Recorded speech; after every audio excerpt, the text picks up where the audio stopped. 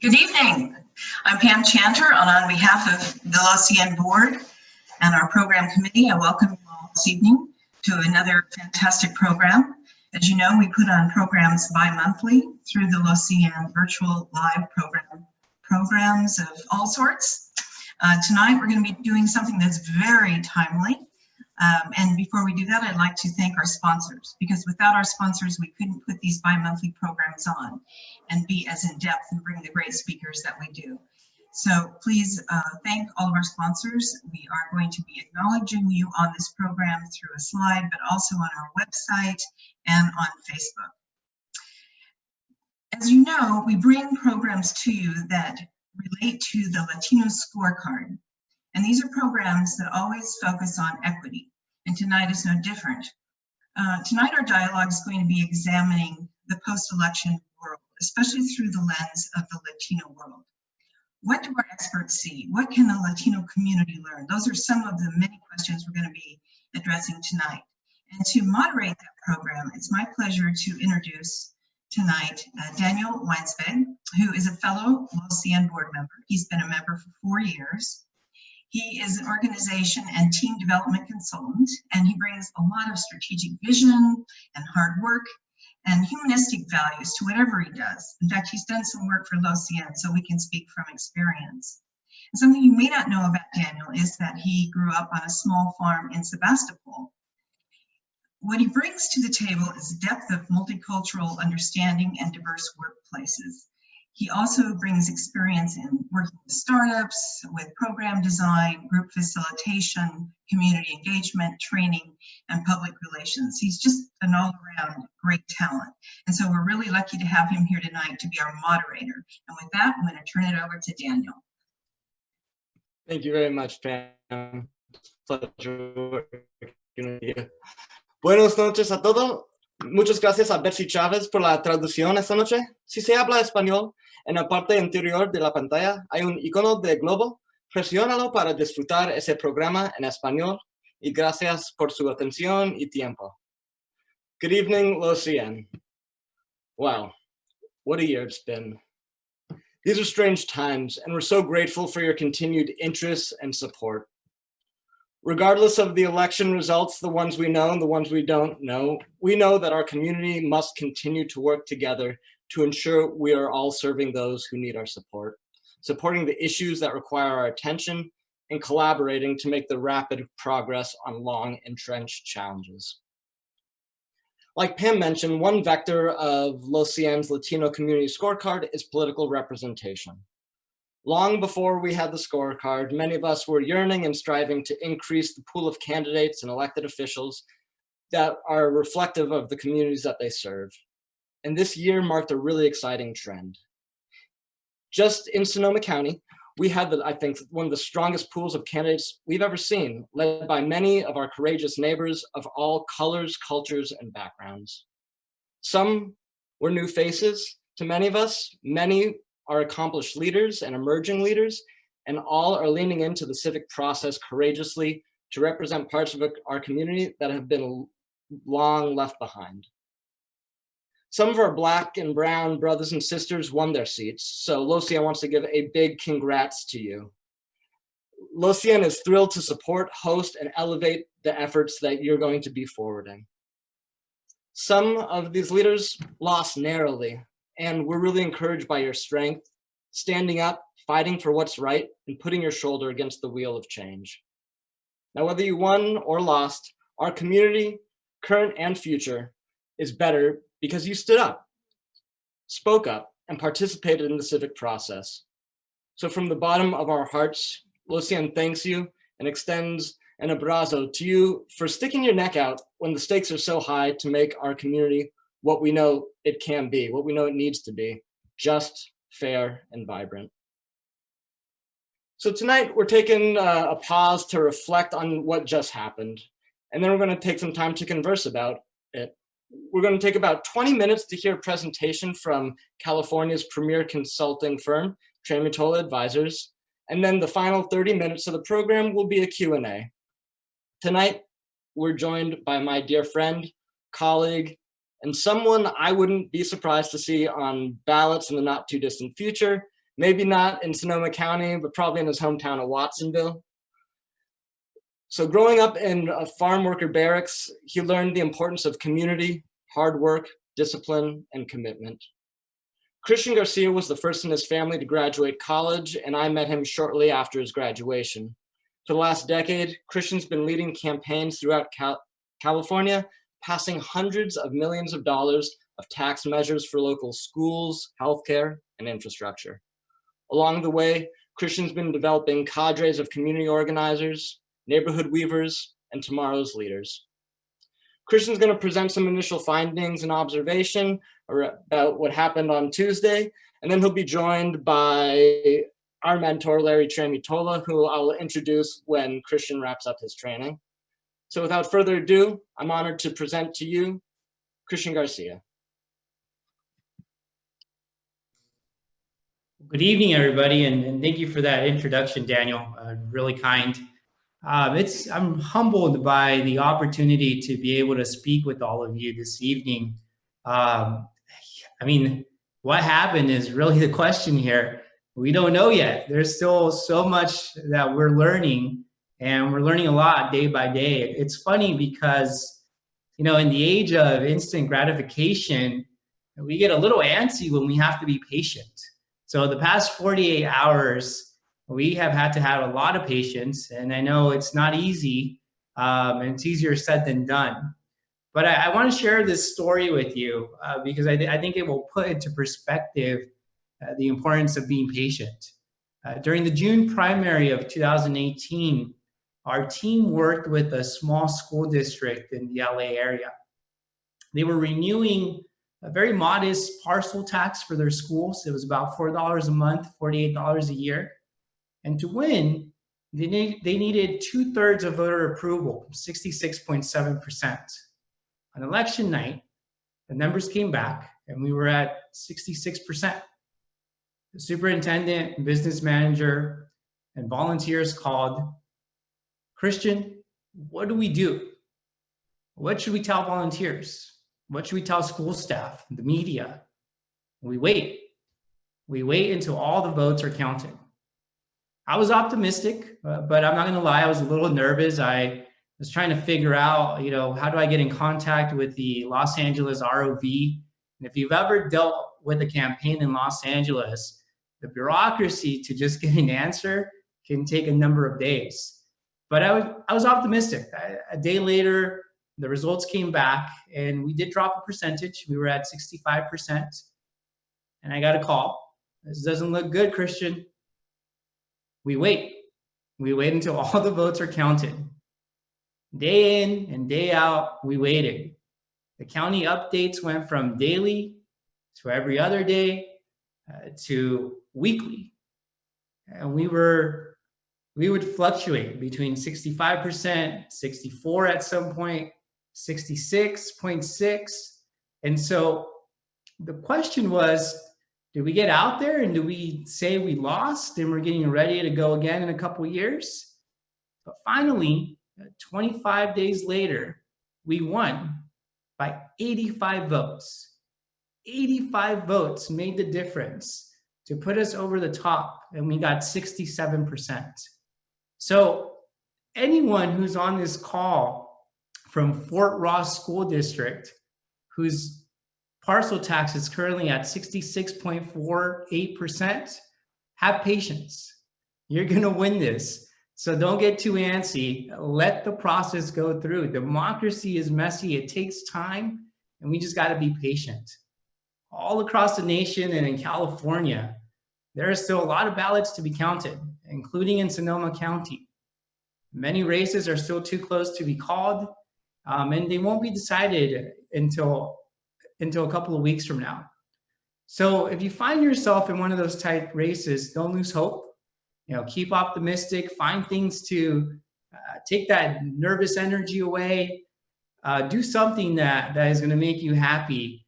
But like I said, that's the fun thing about politics, is the unknown. But it's also the dreadful part of politics is the unknown. So tonight, I won't be able to dive into a deep quantitative analysis of the election because we got to wait until we have all the information in front of us. So I don't want to prematurely take you down a path of, well, we're seeing these trends and we're seeing those trends, because I just don't want to provide you a false narrative here. And we know a lot about false narratives nowadays. But instead, I would really like to use this opportunity to reflect with all of you, not just on this election, but how Los 100 and organizers and organizations that are with us tonight can continue to harness the energy of civic participation was created across Sonoma County, and how you can support the incremental change that needs to be made into the next election cycle. Here in California, we're always looking at ways to make it easier to register people to vote. We have done so by implementing laws like motor voter, introducing same-day registration, improving the vote by mail ballot. And while we know that this election voter turnout was high compared to 2016, and that young voters under the age of 30 registered in higher numbers and voted, there are still a lot of people, especially those in the Latino community, who didn't vote and who will not vote.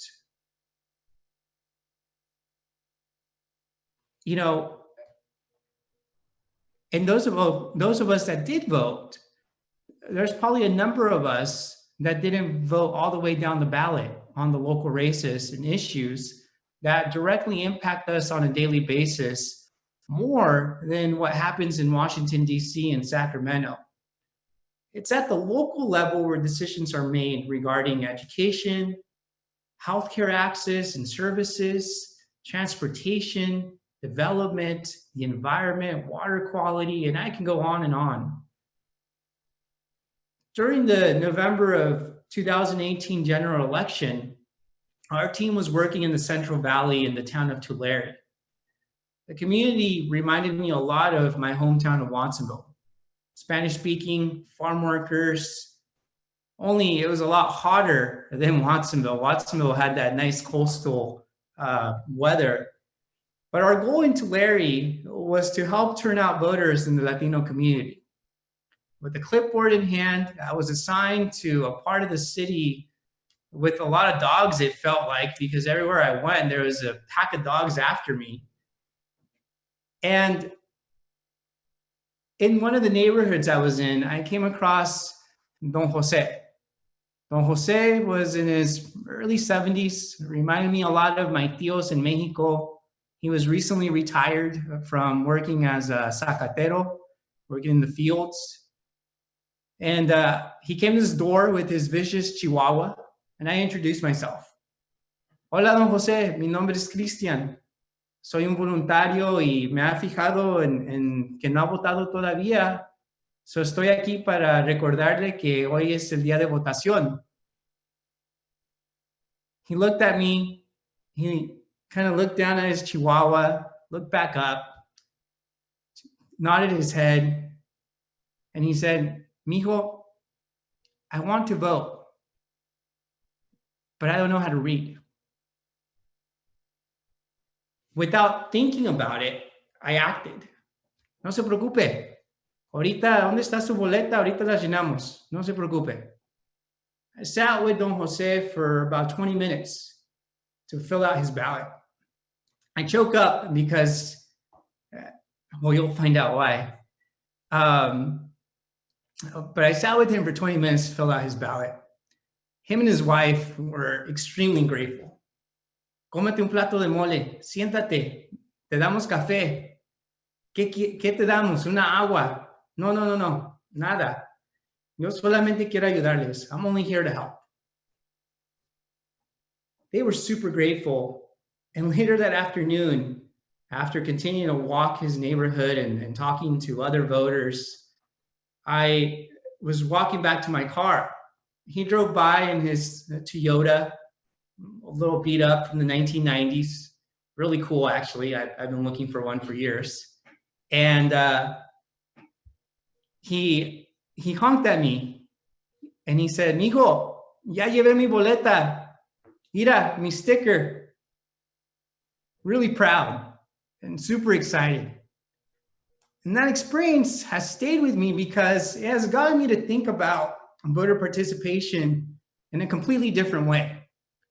Registering someone to vote is only the first step. It's getting people to vote all the way down their ballot and in every election where we have a gap. Even I have trouble and get confused as I'm filling out my ballot every other year. My fiance and I spent about 2 hours looking at our ballots this election cycle with all the proposition and everything that was on the ballot.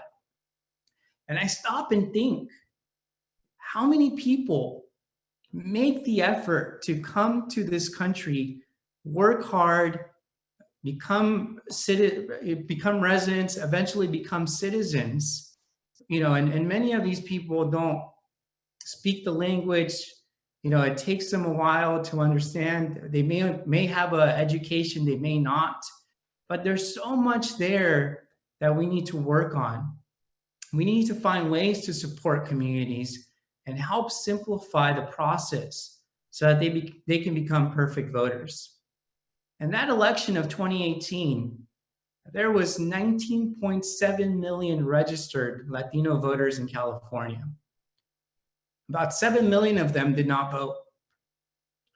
So inspired by Don Jose, that following year, we followed up with these Latino voters. Not all of them, but we targeted the Central Valley. We targeted Tulare and Fresno. And we wanted to find out, why didn't people vote? The top 4 reasons that people told us why they didn't vote: they had to work. They didn't know it was election day. They didn't receive a ballot in the mail when they had registered to become vote by mail voters. The polling place was too far for them to get to, or they didn't know where to vote. These same people told us that the most important changes that they wanted to see in their community and the issues that they cared about were improving infrastructure, including transportation, water access, and street repair, and improving the quality of education. All issues that were on the local ballot that year.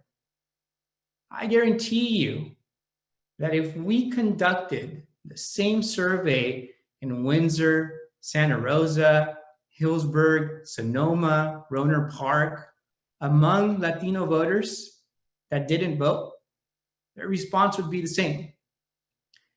If you want to increase voter participation in any community, start engaging them now. Find out what precincts they live in, what issues they care about. You're not going to catch people during ordinary hours, so you have to be flexible to meet people late at night, on the weekends. It's not about your convenience, it's about the people. It's about being able to find ways to connect with them beyond social media and beyond the avenues that we automatically think are the easy ways. So we got to be able to talk to them at the doors. We want to be able to reach them in whichever ways we can. Because once people get hooked, they're more likely to continue to be involved. And once they get involved, we need to make it simple for them. We can't overwhelm them with information. We can't overwhelm them with the process. As the saying goes, we got to keep it simple, stupid. So if you are interested in running for office, get to know everything about the position, the district you represent, the people that live in it, the business owners. Attend city council meetings, attend school board meetings, board of supervisor meetings. Introduce yourself to the leaders. Really understand what it takes to govern. I'm shocked sometimes by the number of people who don't even understand how their local government works. And so being able to teach people where to advocate, how soon to get involved, local workshops like that can really make a difference. If you work for a local agency or a healthcare district, school district, and you're thinking about putting an issue on the ballot in 2022, or maybe after this election, you lost and you want to go do something again, the time to start planning is now. Early engagement of residents and voters helps. And I can't tell you how many times we've worked with communities and candidates who come to us right before the deadline, or the election has already started. And it's often too late. Somehow they think we have magic powers, and we work with them, we make it happen. But the earlier you can get a team involved to help you with the process, the better. While the March 22 election feels like it's a long time away, it's not. The registration deadline to place a measure on the ballot or to register as a candidate is the first week of December of 2021. So the clock is ticking. For those of you who got elected this year, congratulations. And this is where the hard work begins, right? This is now where you got to go in there, you got to become familiar with the process, with your team, with your fellow council members, board of supervisor members, school board members, etc. But what I would recommend is don't forget to continue to keep your constituents involved. Don't forget to make that process easy for them to engage. I'm a strong believer that if properly informed and trained, people can make a difference. In Sonoma County, you have the potential to create some impact, and you don't have to wait until the next election cycle. It starts now. So with that said, I want to allocate a little bit more extra time for Q&A. So Daniel, I'll pass it back to you, and look forward to taking some questions. Thank you so much, Christian. So in a moment, we get to pepper Christian with questions, and to provide some historic perspective, he's going to be joined by Larry Tramutola. Larry's been organizing since his early 20s, beginning his work with Fred Ross and Cesar Chavez. Larry's body of work it's nothing short of monumental and informed by his early organizing experiences in the civil rights and farm workers movement. Over the decade, Larry has been the lead strategist for hundreds of successful campaigns and billions of dollars for public services throughout our great state. So Larry, thank you so much for all you do and for joining Lo Cien tonight. It's a pleasure to be here, Daniel. So we've got some questions already coming in. Let's start out. So in Sonoma County, many of our tax measures passed. This is surprising, given the state of the economy. Why do you think in this environment, especially with a well-organized opposition, citizens are so willing to tax themselves? You want to take that, Christian? You want me to jump in on it? Well, you take it while I catch my voice. Okay, get a glass of water. First off, I think in any time you try to analyze elections, you got to wait, as Christian said, till all the votes are counted. So any analysis done 2 days after an election when there's still thousands of ballots to be counted should be suspect. So whatever I say should be suspect a little bit. But having said that, almost every public entity that we work with had timed their tax measure for this election. Why? Because everybody was anticipating a high voter turnout. And in our geographic areas, including Sonoma County, high voter turnout generally means a more liberal turnout and therefore generally more receptive to tax measures. So clearly, a presidential election, be it this presidential election or 4 years ago or 8 years ago or 12 years ago, has a turnout that's higher than other elections. And so the wind is at your back generally. Now, having said that, you got to look at your various tax measures. Any measure in Northern California that had anything to do with fire had also an advantage because of what we've seen with the fires in this area over the last year. So you take those out and you add those. Then in the Bay Area, we know we have a huge homeless problem. And we also know part of the homeless problem is related to mental health issues.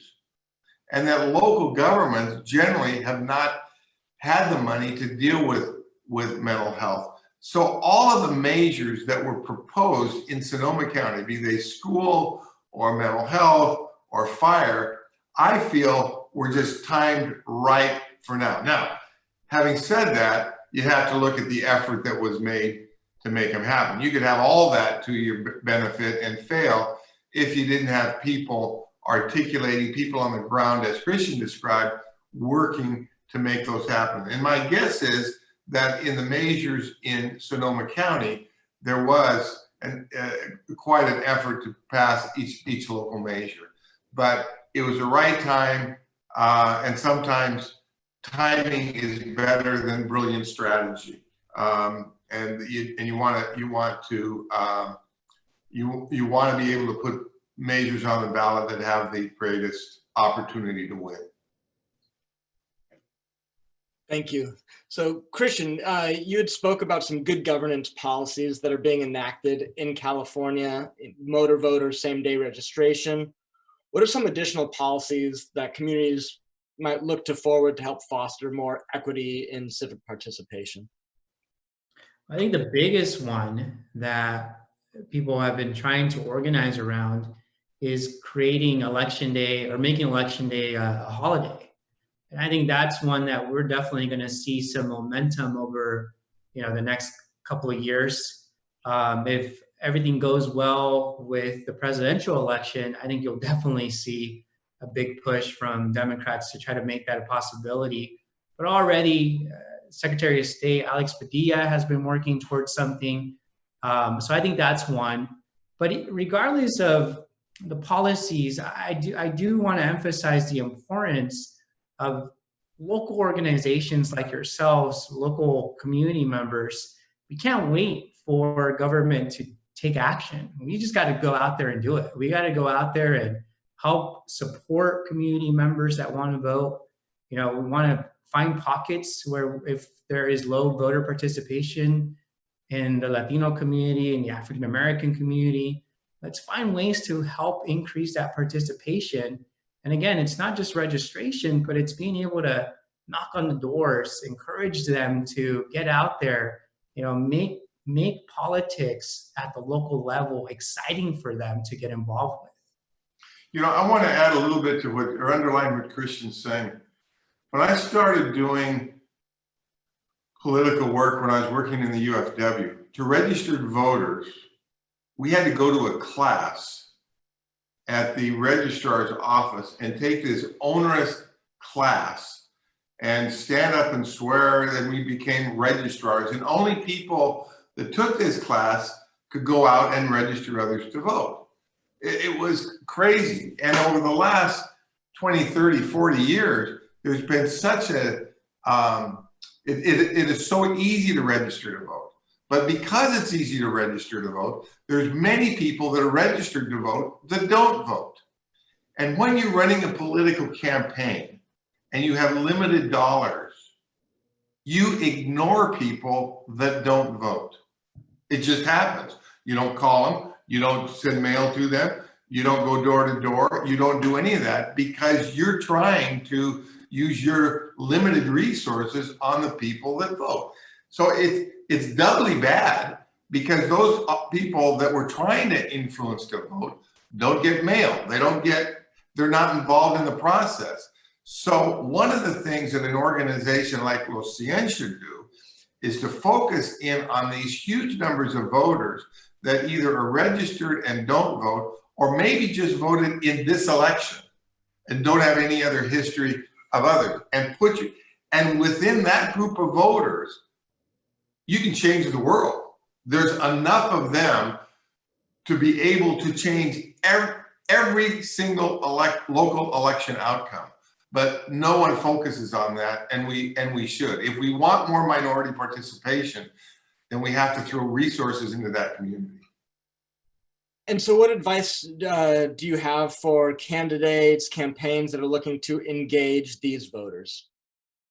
Well, it's hard because if you're running for office, let's say you're a Latino running for office, okay, and you have a limited budget. Well, you're going to make the same decision anybody else makes of where to spend those limited dollars. You're probably going to spend the limited dollars on the people that are likely to vote. So candidates have a very difficult time because their dollars are so limited to spread it over both likely voters and not likely voters. A group like Los 100 and others should put their efforts, I believe, in trying to get people to participate in the electoral process that don't normally do so. That way, you're not taking the resources of that candidate who probably have limited resources to begin with, and you're exciting their potential base. And between those two efforts, you win more races. I think, and to add to what Larry's saying too, is,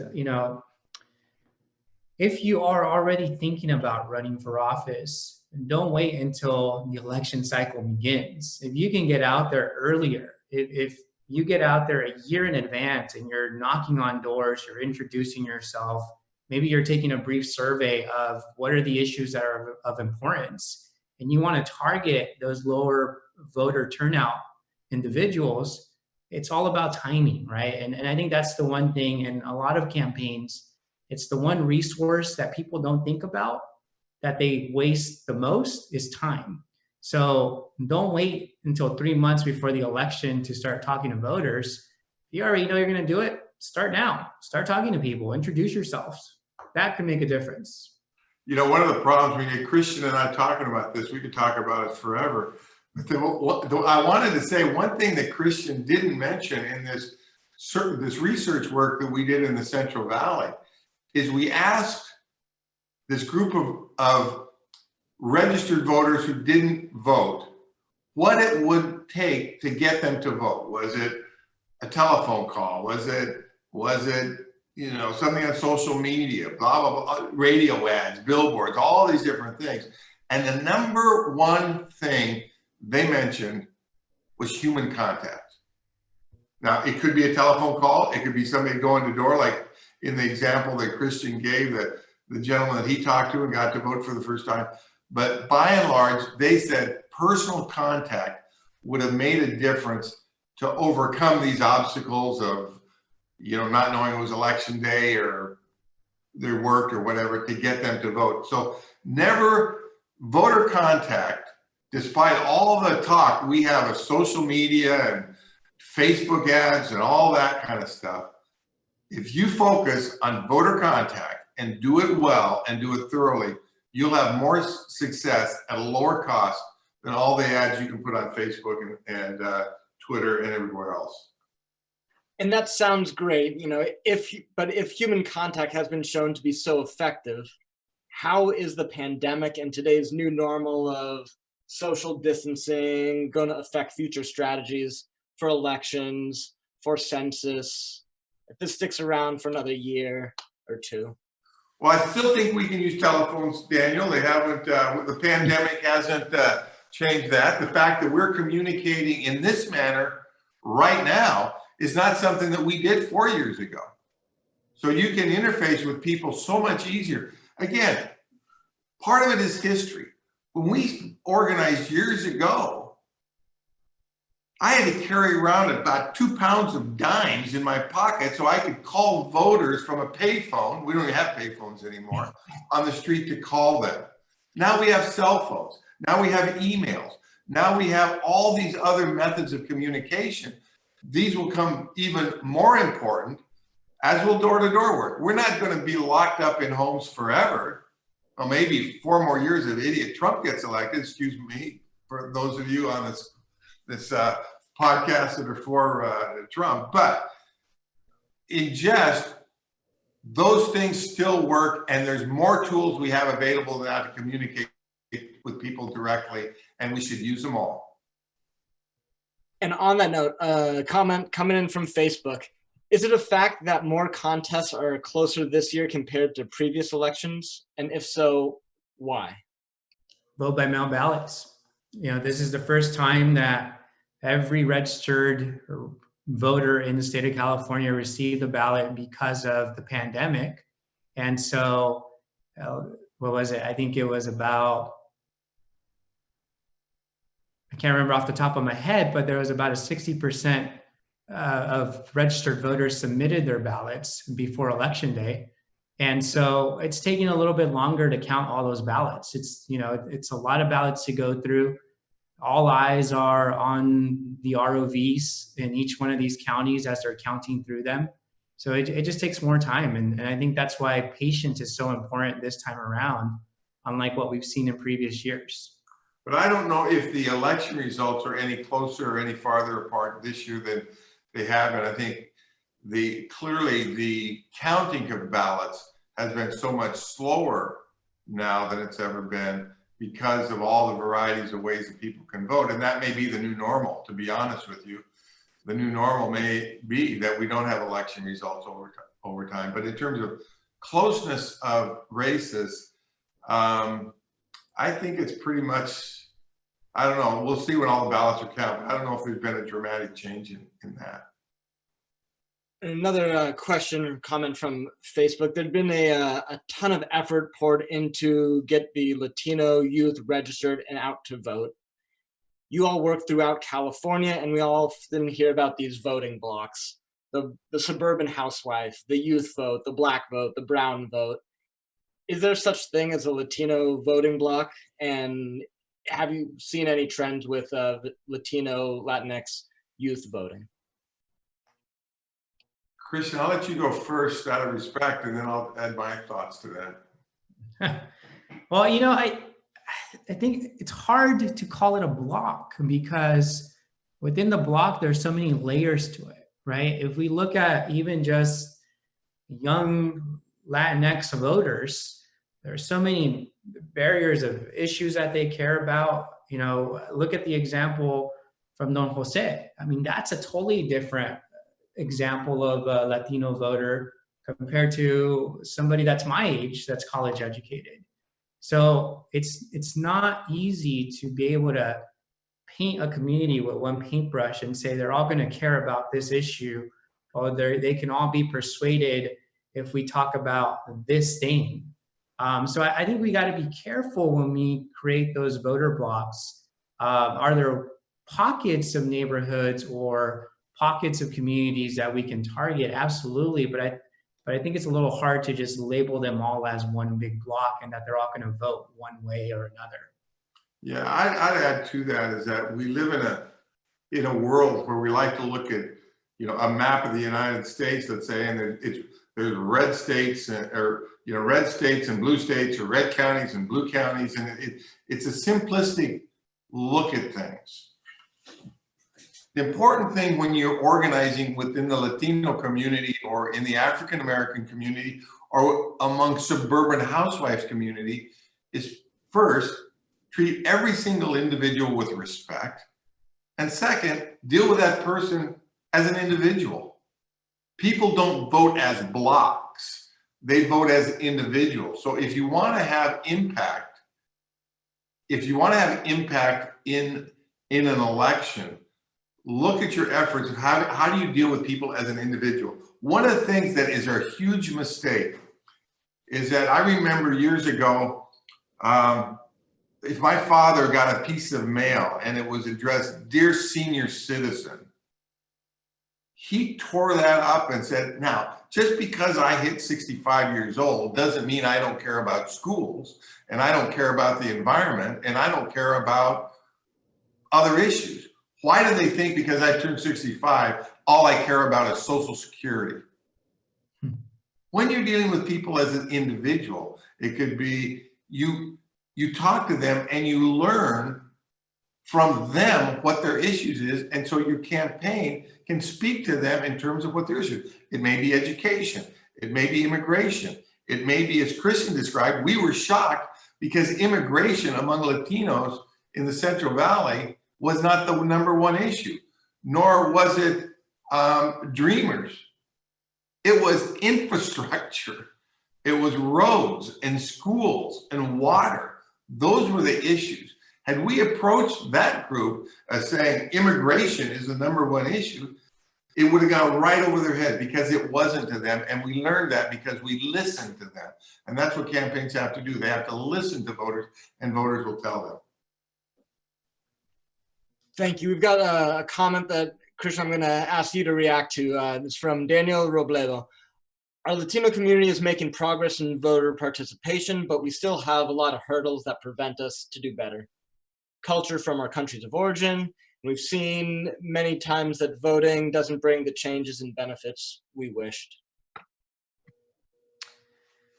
Yeah, I mean, change takes time, right? It doesn't happen from one election to the next. It doesn't, it's just a continuous effort, and it's every generation is responsible for contributing to the change that comes. But we can't become cynics in the sense that, all government is bad, and we can't just look at the national elections. We got to look at the local stuff. We're in the Latino community, we tend to hurt ourselves because we look at things from that national landscape rather than coming back down to the local level and really holding our elected officials accountable or becoming aware. I with my own parents, I think the simple fact that I've been more and more involved, they've changed their perspectives over time. And so I am hopeful that in my family, my participation is going to change that. And I think for anybody that's young on this call, or anybody that has young kids, and they're under 30, under 40, under 40 is a young kid. I encourage you to really look at yourself as that leader that's going to make that change in your household, and is going to be able to continue to encourage people to vote. So, we got to keep optimistic here. We can't go down a path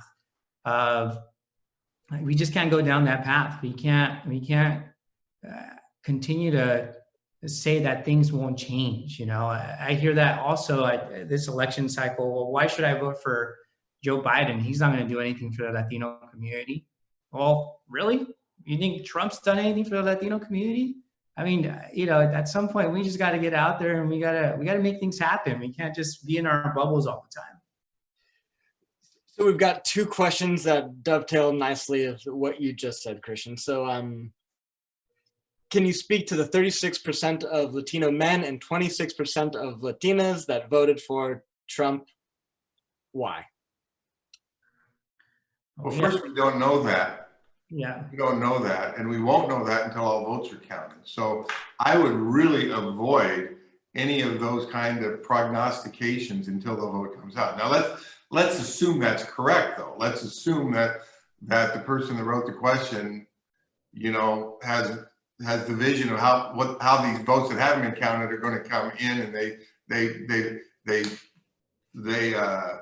there are what he or she has said. I think there's a lot of factors in that. I think religion is an important factor in how people vote. A lot of people vote. I think, party preference. One of the things that we found in the Central Valley is when we had the voter file of the Latino voters, about 15% of them were actually Portuguese voters. You know, a mere A or O or Z on the last name, or A, does not necessarily mean the person is Latino. And I would really be susceptible for any data that came out right now and said that X% of, even the ones we've heard that 12% of black men voted for Trump, I'd be totally dubious that that's a fact. And so I think I would wait. Yeah. Well, as staying on the national stage, because there's a lot of questions coming in around that, with politics becoming more and more polarized, are people now more interested in issues or personalities as game changers, more so now than in previous generations?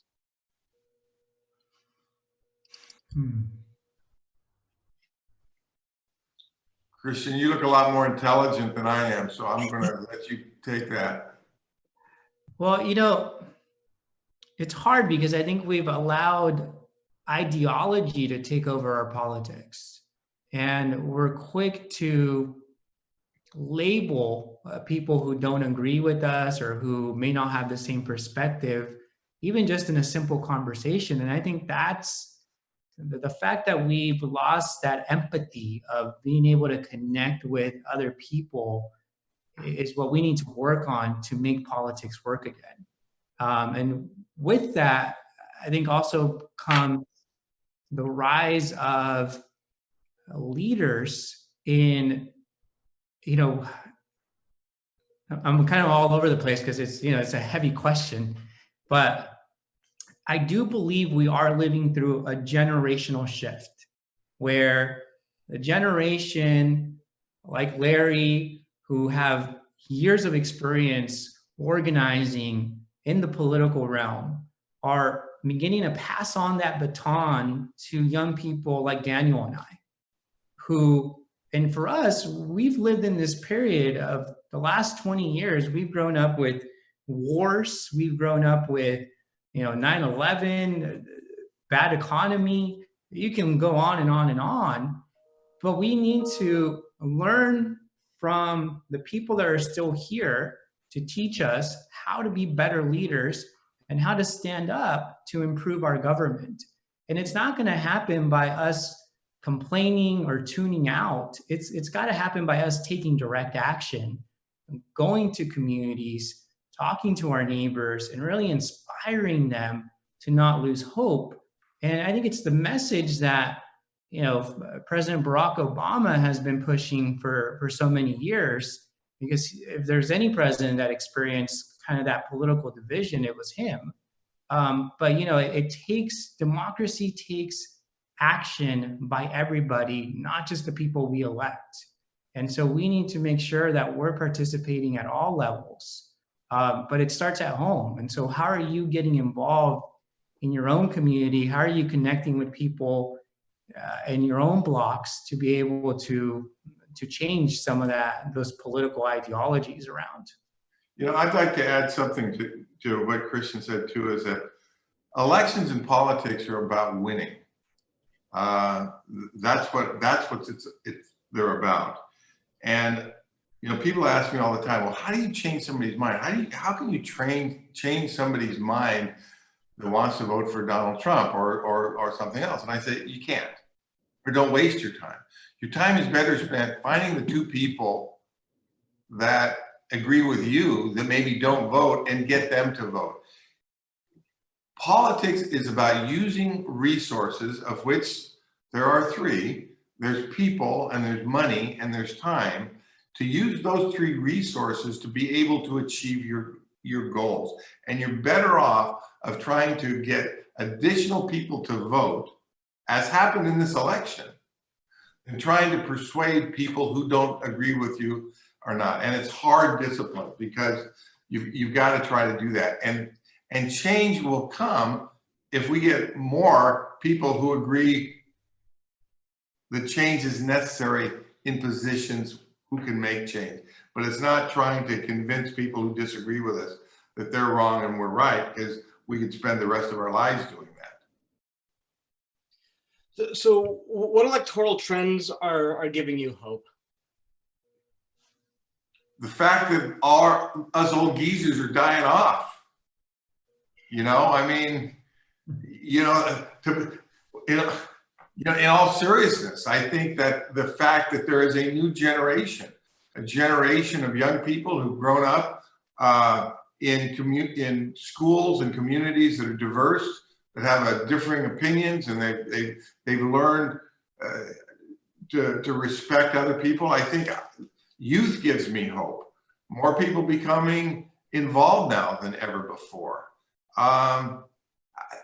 The simple fact that we had more people participate in this presidential election than any time in history is huge. We saw, and the numbers again have not come in, but we've seen a 60% increase in the number of young people that are voting. When we say young people, it's done in the voter file by 18 to 29. So that's young in the terms of the voting population. But we've seen a 60% increase in this election. That's phenomenal. So if you look at previous elections, older voters, meaning voters 65 and over, have dominated elections, much greater than their numbers are part of the population. But it's beginning to change, and I'm very excited that more young people are saying, yeah, I'm going to vote, and I'm going to vote on school board, and I'm going to vote on water district, and I'm going to vote on these other things. I'm not just going to vote for president. So to me, Daniel, I'm very excited about it, and I think things are changing. I'm very excited that people are learning how to be effective politically and running for office at earlier ages. What say you, Christian? What's giving you hope, keeping you inspired? I think Larry summarized it very well there. I think the fact that more people are getting this political awareness, they're running for public office, seeking positions on commissions, looking at informing themselves about what's happening. I think all those things make me very excited. We've seen it in the Central Valley. We've seen it in Stockton. We've seen it everywhere that we've gone to, in Los Angeles, et cetera. And I think those are the people that we need to continue to support. And those are the people that we need to continue to build up because this is our next generation of leaders. And so, Christian, some of the organizing that you're doing in the Central Valley, are you seeing a transition or much transfer from the youth who have really been the spark plug and the fuel for the BLM and other social justice movements into local campaigns? They are. I think a lot of them are getting involved on a volunteer basis. Some of them are running for positions. School board is the ample place because they've dealt with the school district, they've graduated from it, and so they want to be able to contribute back. So yeah, we've seen it at all levels. All right, we're getting close to the top of the hour, so we've got a few more, and then we'll let you get on with the evening. I know you guys have been working so hard this last cycle, especially this week, so thank you. What did you experience in 2020 that is informing your work as you begin thinking about campaigns in 2021, 2022? God, it's the last thing you want to be asked 2 days after the election when you're kind of exhausted. I think that for me, and Christian alluded to it, I think those of us who've been doing this for years have an obligation in the next year, 2 years to kind of continue to train people in some of the basics of this work. There's a lot of misinformation of how you win elections, and there's a whole lot, and most of that information comes because there's a profit motive behind most people who are providing that information. Like people who will say, well, you gotta advertise on Facebook, or you gotta advertise on Twitter or whatever, and of course you gotta use these companies to put that on, and of course they get a commission. Or it was the popular thing years ago is you can't win elections in California unless you advertise on TV. Well, political consultants became millionaires by the commissions they made from the advertisement they put on TV.